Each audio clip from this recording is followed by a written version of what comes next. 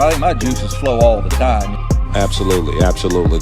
You know as much as I know. Right now, we've been able to stuff the stuff. The curse is broken. NC State fans, finally. Finally. Hey, happy Thanksgiving. I mean, that's a triple play. The Wolfpack ain't for soft. It ain't for soft people.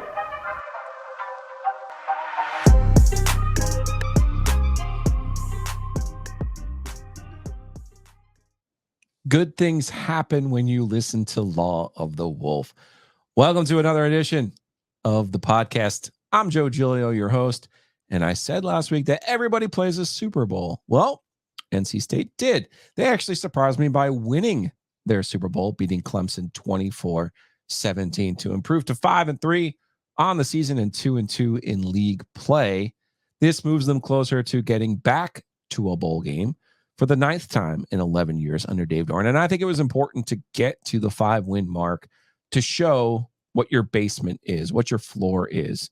Previous years, that was 3-9. That was 4-8 for Dave Doeren.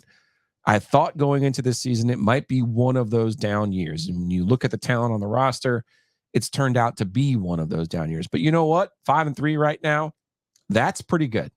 And even if they lose out, which I actually don't think is going to happen, 5-7, not a bad situation to be in when that is your down year. And I know it's a fine point to make, but I feel like it's an important one for Dave Doeren to show that type of progress, because now you want to build up and show what you can be in those 3rd and 4th years of cycles, which, you know, who knows what will happen in the world of NIL, but I do think it is important to show the type of progress that NC State has made in years like this.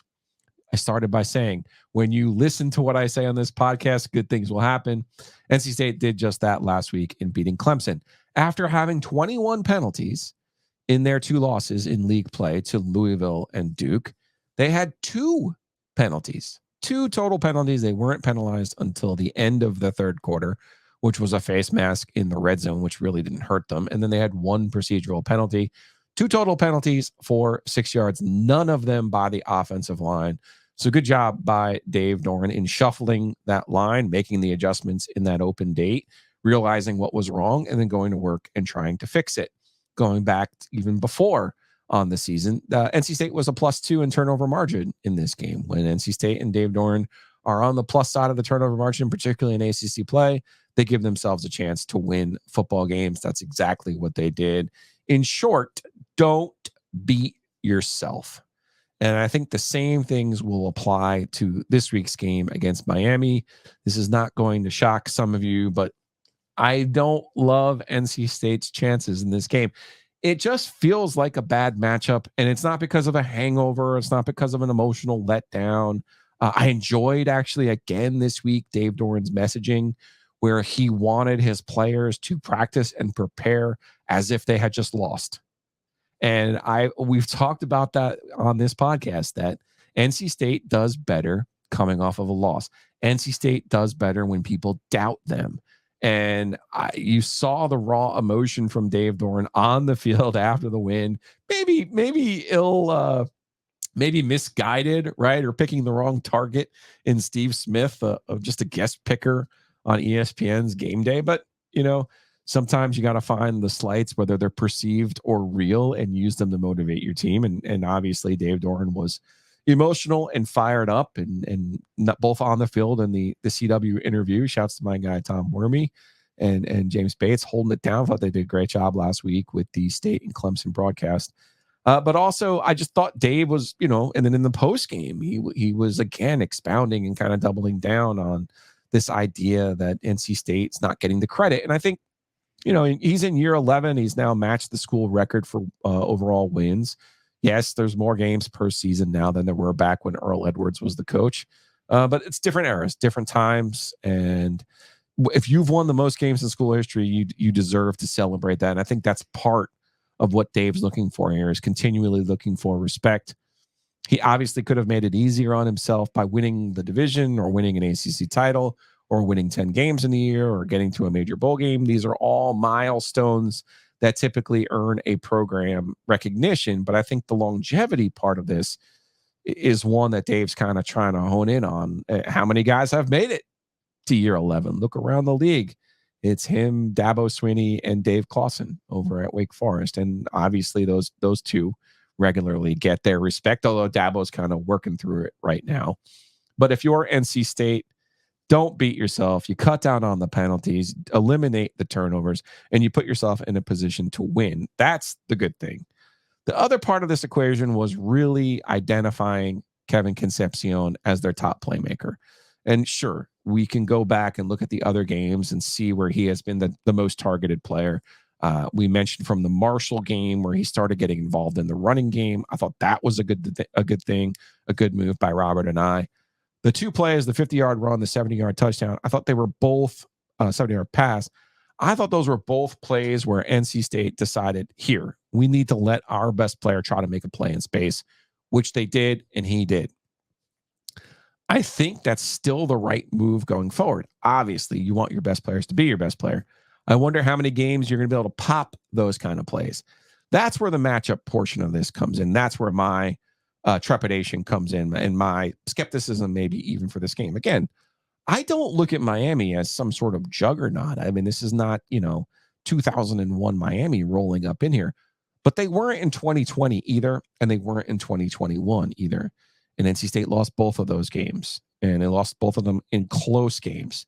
And I think ultimately Miami is strong up front on the offensive side, which is something that Mario Cristobal, that's an identity that he's tried to bring from his time in Alabama and Oregon to Miami. And Miami forever has had a strong defensive front. I think they're always going to have a strong defensive front. This is the last hurdle here for Dave Doeren. He can't get the wins over Maryland back, and even though he tried in the Mayo Bowl last year, Maryland's gone.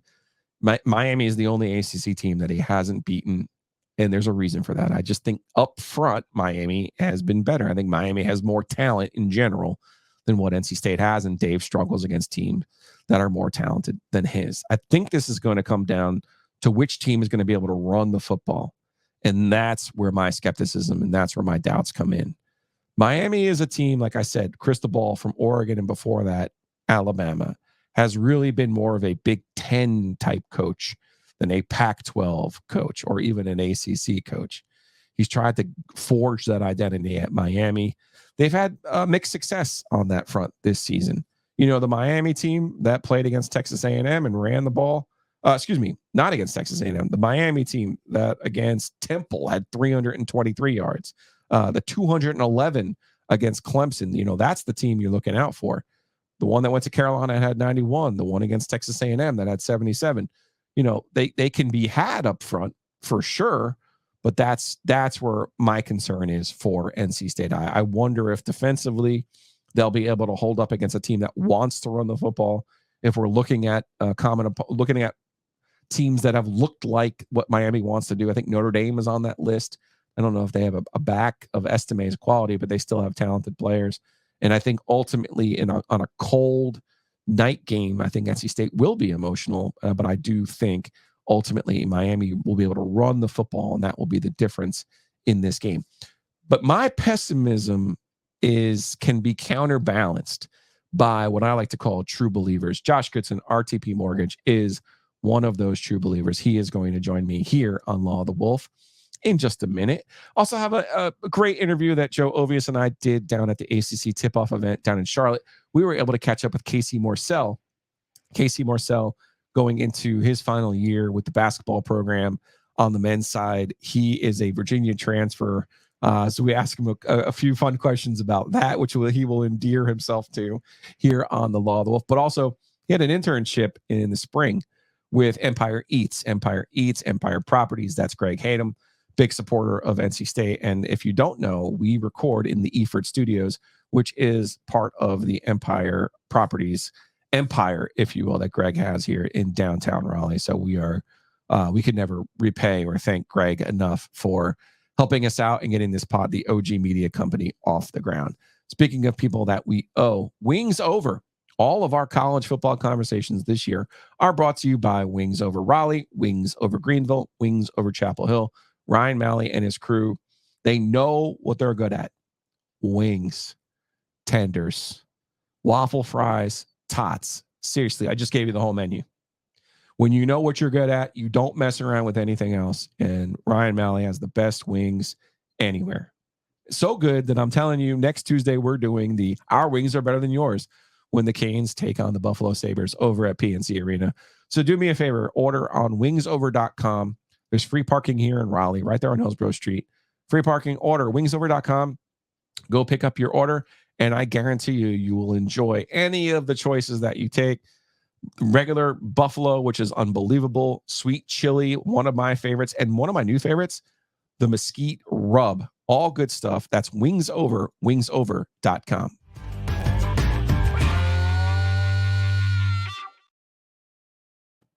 Big thanks to Hometown Realty for supporting the OG Media Company. Can't do this without Barry Woodard and his crew at Hometown Realty. And if you're trying to get into the real estate market in the Triangle or from here to the coast, 6 locations, more than 250 agents. They have an awesome website. It's myhtr.com. Buy, sell. They make it very simple and efficient and effective. And a big part of that is they get you into that new construction. And a big part of that is their expertise. The family at Hometown Realty is going to take care of you with your number one investment. So check them out. It's myhtr.com. Buying, selling, no matter what you're trying to do in this real estate market, get the experts to help you. And that's what they are at Hometown Realty. Again, it's myhtr.com. You know, once you close on that house, you're going to need someone to help you. You're going to need Josh Whitaker, Joe Hamer, Whitaker and Hamer, attorneys at law. Catch them at wh.lawyer. Doesn't get any easier than that. wh.lawyer. Closing on a house, selling a business. Maybe you've had a traffic citation or 2 in the last few months. That would be me. My bad. Solve some of your problems. Go to Whitaker and Hamer. Josh Whitaker, big state fan. Whitaker and Hamer. It's wh.lawyer.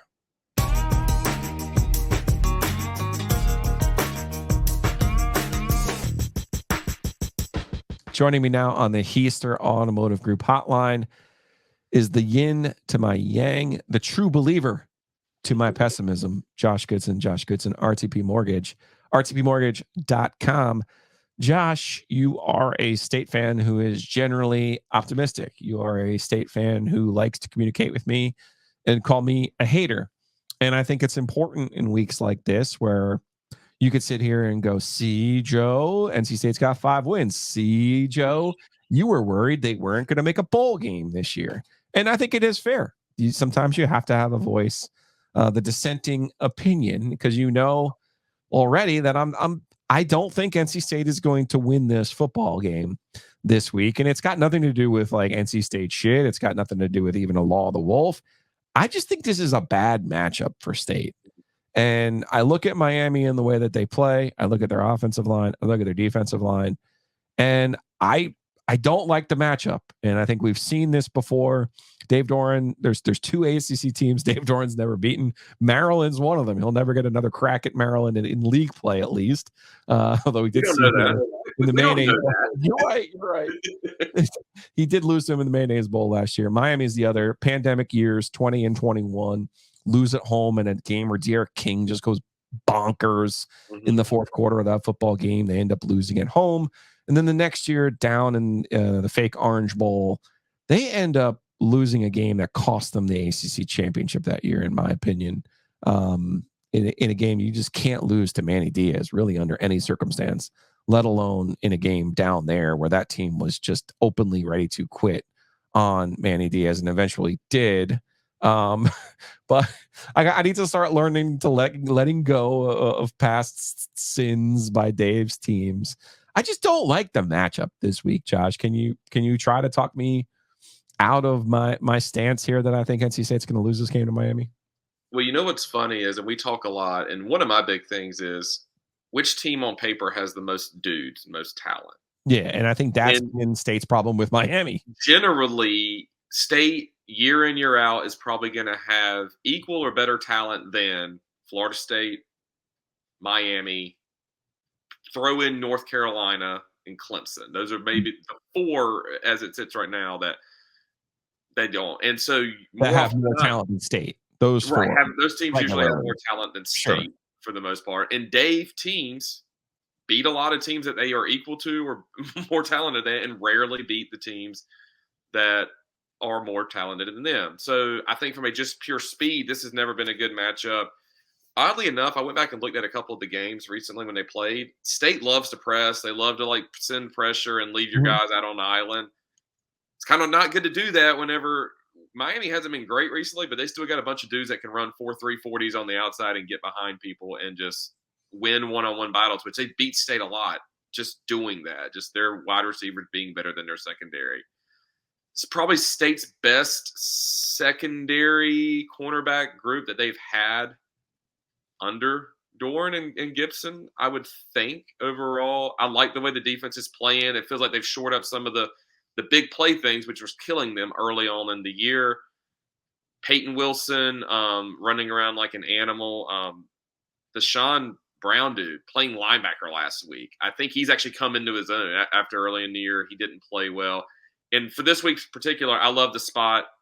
Not so much that State is in, but I love it that the spot that Miami's in the sense that came off two really, really, really bad, two really, really good wins, but in overtime where they had to pour it out. They have Florida State next week. I like the night game. I think State got confidence from last week. Had State lost last week, I would not be picking State this week. Okay.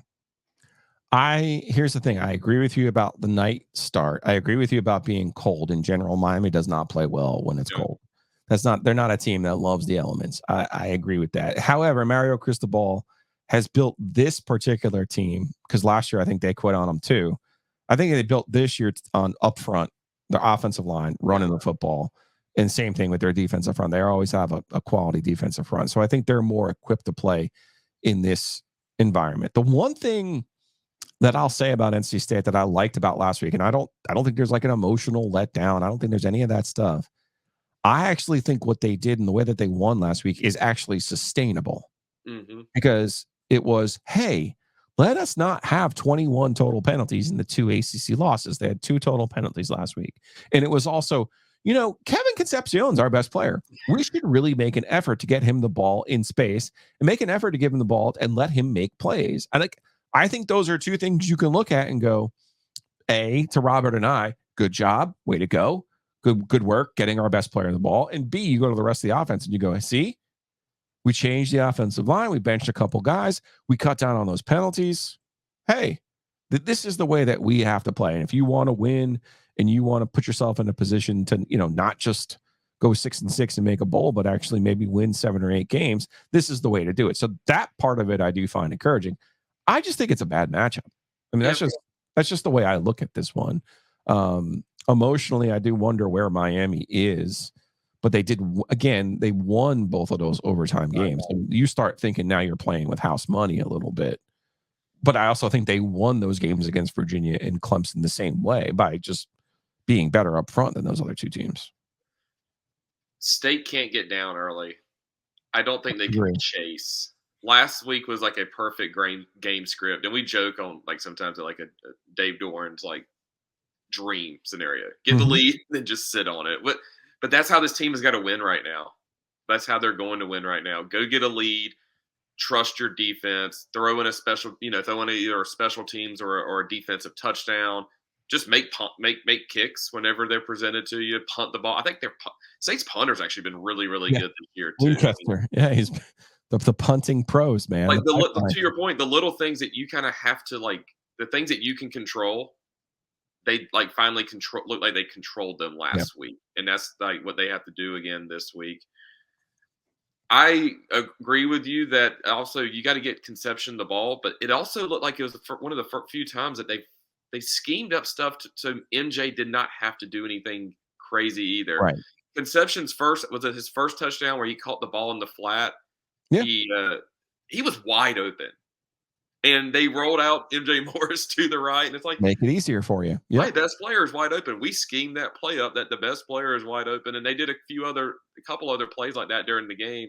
I think they finally dumbed it down enough for him of just, hey, here's how we're going to win games. It's going to be called, we're not going to put you in positions that you have to throw a lot of balls and you have to throw into tight windows. Your guys are going to be open. If they're not open, you're going to throw it away or run it and just take the loss, take the the long fourth down plays that are going to come out of that and punt the ball away and go on to the next play.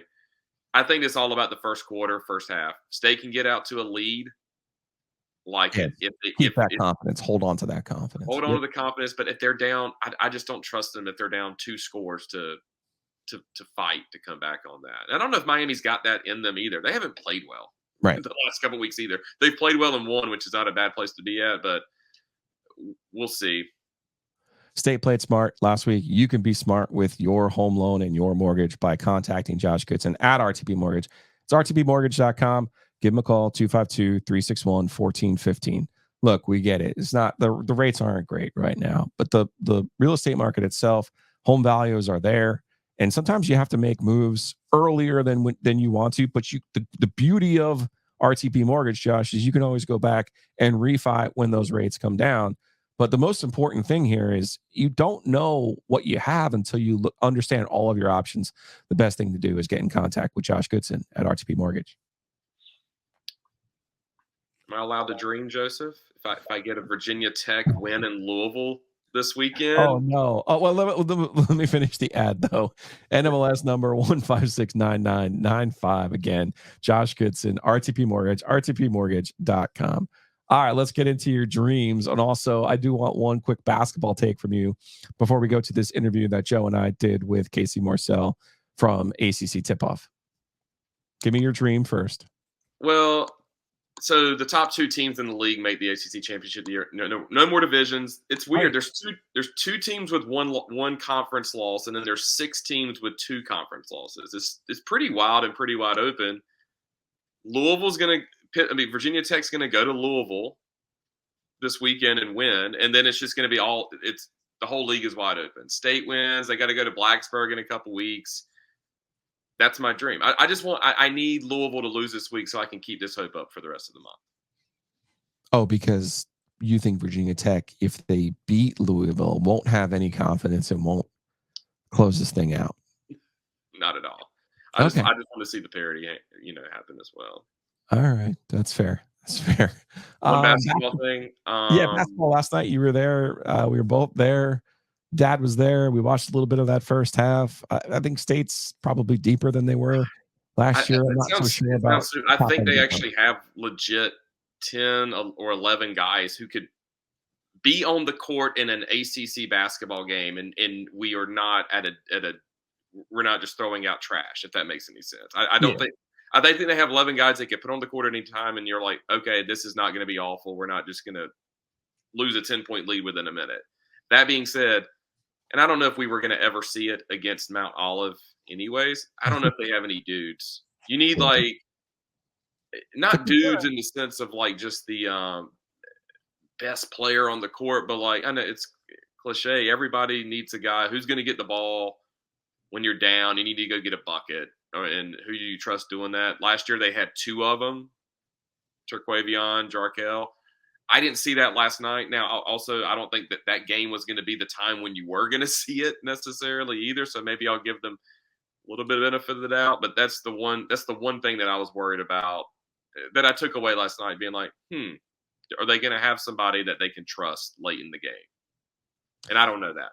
Yeah, it'll be an interesting basketball season. Looking forward to next week. Scott Wood will be here back on Law of the Wolf. You need to get him to answer his question from his tweet that he said about Bobby Knight. That was interesting, and he's being weird about not giving the other people. Well, he needs me there to prod and poke him along, so we'll make it work. And Josh, appreciate you taking the time. And actually, we'll be sitting together at least for the first half of this Miami game before I freeze to death and decide to tap out and go back to the RV. Go to the fire in the RV lot. You're part of the problem. You are actually part of the problem. It's me. Hi. I'm the problem. No, nothing else. All right, man. Appreciate you taking some time, and I will see you Saturday night. See you. 8:00 start. There's only one way I'm going to make it through this football game on Saturday at Carter Finley Stadium. That's right. I'm going over to the Breeze Through. Trinity, Edwards Mill, right there across from Carter Finley Stadium. Yes, get your gas there. Yes, get all of your tailgate needs there. Most importantly, get those high-protein snacks, right? A little healthy, a little natural energy. Also, the dark roast coffee. Can't live without it. There's a breeze through near you. Go check it out. This just so happens to be the home base. Breeze through right there across from the arena in Carter Finley Stadium. Thanks to Adam and his group, man. We could not do this podcast without their support, and I will not be able to make it through this football game without the Dark Roast at Breeze Through. They are truly a big part of the OG Media Company. Speaking of OGs, there's only one OG. It's Hayes Lancaster, Mosquito Authority, Pest Authority.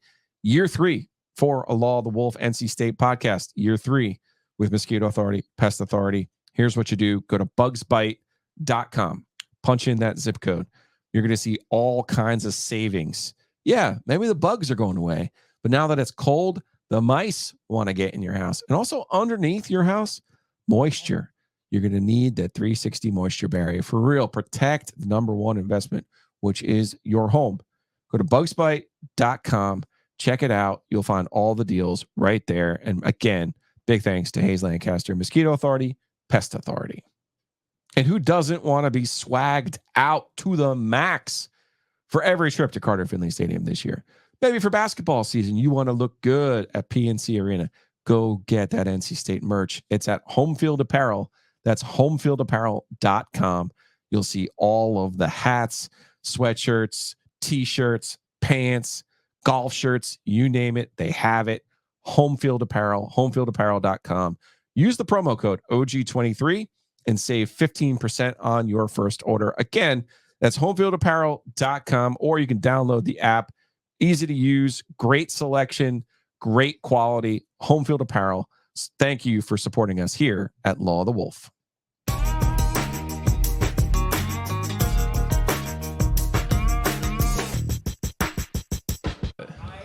Casey Morsell hanging out with us here at ACC Tip-Off. We have something in common. He's a Wolfpack basketball player, but that's not what it is. And it's not the fact that you're at NC State and Joe and I are NC State grads. Yep. Has nothing to do with anything. And it's not because of our basketball skills, because we don't have any. Although, Joe, you we might. definitely don't have that in common. Yeah. No, we don't have that. But we have a relationship with Empire Properties. Oh man, that's awesome! Awesome. You were world. You were an intern? Yeah, I was. Yeah, because after basketball, that's definitely a route I want to go into is commercial real estate. Okay. And I met Greg around this time last year. It was at a courtside dinner that we had with all of our courtside members, and he honestly I had no clue who he was. I didn't know. He likes it that way. He likes to just he's just kind of in the shadows. Be in the background. Yeah, I didn't know. And it just so happened that he was like, "Oh wow, small world!" Like just the same way this all started. Oh, small world, and it all it grew into okay, like let's talk about it. Let's talk about how you want to go about it, and from that point on, it snowballed into okay, how about we bring you in and you see how we do things. What is it about commercial real estate that intrigued you? Yeah, well, honestly, I'm from the Washington D.C. area. Okay. So things are expensive there. It is, and it's gone up big time. Yeah, man. But I mean, that's I feel like as a kid, it all kind of just started into like that's what I love. Like I love owning things of like property. That's been one of my biggest goals of mine. I'm not into the clothes and the shoes and different things. With what I have and my values, I'd much rather go and buy property instead of. So what you're saying materials. is that nobody should play you at Monopoly? No one should play me. But you spent some time downtown then in our area on Fayetteville Street there. Yeah, actually, I think I might have seen you guys' now look familiar. Yeah, okay. It's coming together. It's all coming together. Yep. But listen, this is important because my guess is you had a Empire Eats gift card at some point this summer. So what was your go-to order at the Raleigh Times? What is your go-to order at the Raleigh Times? Wow, I've had a sprinkle of everything, but But he has one answer. There's only one correct answer here. I would say the Philly cheese sub. Ooh, that is good. That is delicious. Yeah, That's a good one. What's the nachos. yours? He's all about the nachos. Okay, yeah, nachos. yep, the yep. fresh Yeah. jalapeno Ooh, yeah. is the answer. Yeah, I'm with you.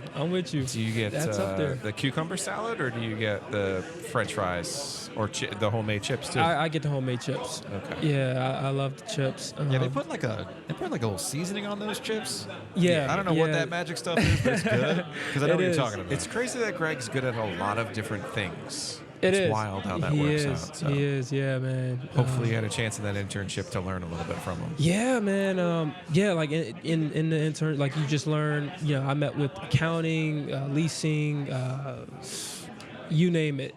Just that whole every department in Empire, I've built a relationship with, and still to this day, you know, because I'm still involved with, you know, getting a deal or having an NIL deal with the Pit. You know, so the marketing team and me, we're always in constant communication on, you know, promoting it and necessarily how to go about it. And then also they helped me with the camp that I had this past summer. I had a basketball camp, and you know, it was a one-day camp, and they catered, and it also helped, you know, put an empire around it in terms of So stuff. hold up, what you're telling me is that a college-age guy can balance doing, you know, NIL stuff, you know, camp. Yeah. You can handle all those Internship, things? class. Can you sense well, you're a the, graduate already. Yeah, I Can graduated. you sense the sarcasm in my voice? I graduated, you know, and I did the internship like right after the season ended, and it was, you know, I didn't have basketball. Right, the season had just ended, and all I was just doing, you know, I declared for the draft, but at that point of the process, I was just talking and on the phone with you know different people. I wasn't necessarily going and working out, so I had a lot of free time. So all I had was just school and that. So, but that's overall good. That's overall good process, though. To what? Yeah, I'm going to give Casey a chance to endear himself to NC State students and graduates everywhere. Which was the harder school? Oh man, why are you gonna do that to me? Because everybody says it's super hard to get into Virginia. Yeah. But then once you're in Virginia, it's like, hey man, we got to protect these people because our graduation rate is like 99%. NC State's graduation rate is like 62% because it's like, hey, oh, you're an engineer? Cool. We're failing you out. Like, we're getting rid of you on purpose. I am one of those people. Right here. That's why I'm doing this now. Right. So honestly, I would say NC State's harder. Honestly, for me personally, like. I mean, and honestly, okay, I'm gonna say this. I was at UVA when, you know, I was a freshman, sophomore. Yeah. So I didn't taking general classes. Yeah, I was taking general classes, but you know, I did poli-sci at NC State, and it gave me a run for my money for sure. All right, okay, so you appreciate it, man. Yeah, Thanks for the chat. Thank you guys. good luck this season. Awesome, man. Wolfpack ain't for soft. It ain't for soft people.